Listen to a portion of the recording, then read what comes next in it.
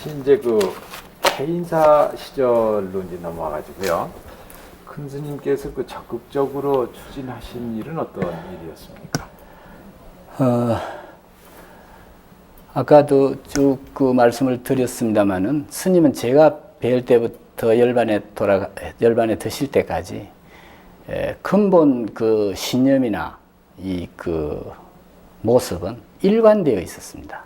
그 점이 누구보다도 그 훌륭하셨고 그런 점이 가히 그 오늘 한국 불교의 중흥주의 위상이었고 또 길이 본으로 남지 않겠느냐 뭐 이런 생각을 하면서 제가 해인사에 그 위에 모시고 와가 김용사에서 상당 기간 그 또 법회도 가지고 했습니다만은 해인사에 모시고 온 이후 또 그때부터 이제 그 해인 총림을 개설해 가지고 이제 꿈에도 염원하시던 그 종단 중흥의 실천에 이제 옮기셨는데 스님은 한 번도 평생 그 자신이 무엇을 하겠다고 한 일이 없었어요.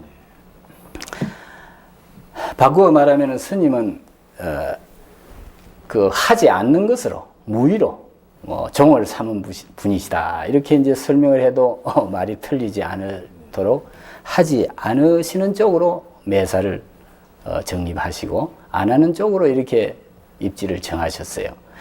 그래서 이제 중앙조응회 의원이 그 선제굴에 있을 때 추대됐는데도 안 하시고 안 가셨고, 그 다음에 이제 해인사 주지로 아까 말씀드린 대로 양측에서 했을 때도 안 가시고 대리 다른 사람을 자원 스님을 주지로 그 대리 취임을 시키셨고, 그리고 총림 방장으로 해인사에 와가 총림을 이제 67년도에 발족하면서도 방장으로도 안 하시려고 하셨어요.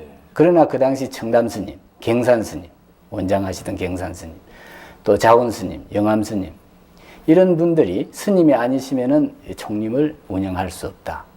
총림이라는 그 구상도 결코 이제 스님이 하신 거기 때문에 모든 책임을 지고 스님이 하셔야 된다는 종단 전체의 이견으로 마지못해서 맡으셨습니다.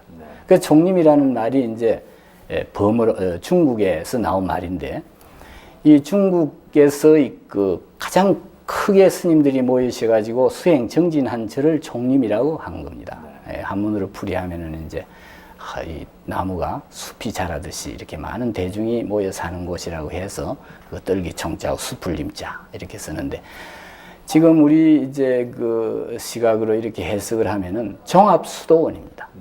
종합수도원이라면은 이제 그 첫째 한국 불교가 가장 우위에 두는 수행 방법이 선종이 있어야 돼요. 그 다음에 선종을 바탕으로 이론을 바탕으로 해서 실천에 그릇이 되는 율언이 있어야 돼요. 그리고 이제 교리를 설명하는 강원. 이 이제 세 가지 수행원을 구비한 종합 수도원이 총림이거든요. 그리고 수도원 요사이 카세트 꽂으면 그냥 되는 시대하고는 너무 격세지감이 느껴집니다. 큰일 하셨죠. 예. 그래서 그 남겨놓은 게 제일 지금 아쉬운 게 김용사에서 처음 법회를 할 때 하신 법문을 갖다 그렇게 했는데, 그때만 해도 못하게 녹음을 뒤에 숨어서 했는데, 그때만 해도 마이크 성능이 안 좋아가지고 잘못된 데다가 그냥 비치를 넣어놨더니 곰팡이가 썰어가지고 완전히 버렸지 않습니까? 그래서 그날은 그거 하나 잊어버린 게 지금 생각하면 가장 아까운 일이었어요. 그래 지금 여기 다 해놓으셨으니까 지금 100일 법문이니 한 것도 다 그 당시 제가 남겨놓겠다는, 나는 안 하더라도 다른 사람을 위해서 남겨놓겠다는 저 참 그게 담긴 기록입니다. 그리고 여기 지금 집 스님 고심은 진 뒤에 산에서 해인사 오셔가지고는 처음으로 그 대중들 앞에서 여러 사람 모아놓고 설법을 하신 장소가 저 바위돌이 있다고. 근데 전번에도 사제들한테 이게 참 한국 그 불교의 길이 남을 장소니까 훼손하지 말고 전하라고 이런 얘기를 했는데, 마침 그때 제가 하도 말씀이 내 혼자 듣기 아깝고 해서 녹음을 해가지고 테이프 이름을 내가 산상설법이라고 이렇게 해서 그건 내가 남겨놨어요. 그래서 그것이 바로 스님의 뜻, 또 스님의 불교가 또 그 뭐 요약돼 가지고 가장 짧은 말씀으로 요약하라면 그것이 되지 않겠느냐. 네. 그런 일이라든지 지난 10년 동안은 그 서울의 그 정문에 심부름을 하면서 그것도 종정 스님이 서울에 안 가시니까 계획을 메워야지 종단이 운영이 되고 해서 가서 심부름을 했는데 그 기간 말고는 참 저 그림자처럼 제가 메시고 다녔어요. 그래서 지금 생각하면 감회가 새롭고 그때 몰랐던 것이 지금 더 새롭게 느껴지고 뭐 그래요. 저도 이제 역사의 어떤 정인이 돼야 될 이런 나이에 왔구나 싶으니까 또 한심스럽기도 하고. 스님 아까 그 총리만 말씀 더 계속하시죠. 예. 님께서는 매사를 이제 안 하시겠다는 쪽으로 이렇게 했기 때문에 그때 모시고 있은 저 머릿속에는 안 하는 것이 가장 훌륭한 수행이라고 생각해가지고 늘 그냥 그 안 하는 쪽으로만 이렇게 피하는 쪽으로만 이렇게 이제 세뇌가 되어 있을 이런 정도로 스님 모든 일을 피하셨습니다. 그러나 입을 여실 때는 부처님의 말씀과 또 중국 선종의 그 제일 어른이신 육조 스님의 말씀을 반드시 전제로 하고 우리가 해야 될 일이라든지 또 한국 불교가 가야 될 그 방향을 언제든지 선명하게 제시해 오셨습니다. 전번에도 아까도 언급했습니다만은 천재굴에 그 있을 당시 그 정화불사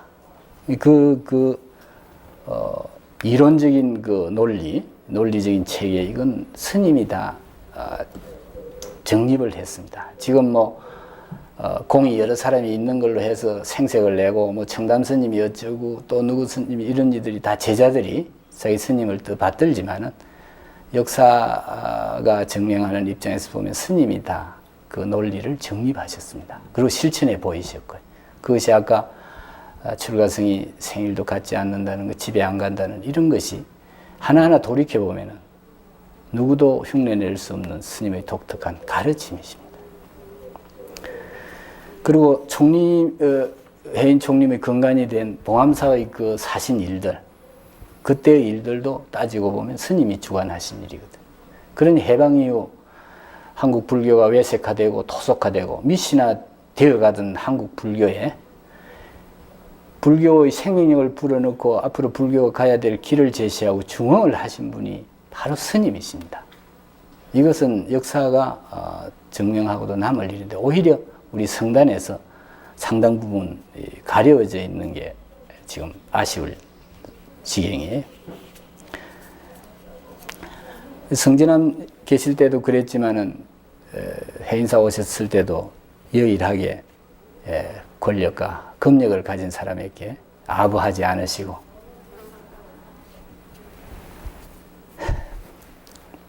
오직 생각하시는 것은 그 한국 불교의 그 위상을 높이고 불교의 중흥을 위해서 참 노심초사하신 이런 모습들이 늘 담겨 있었습니다.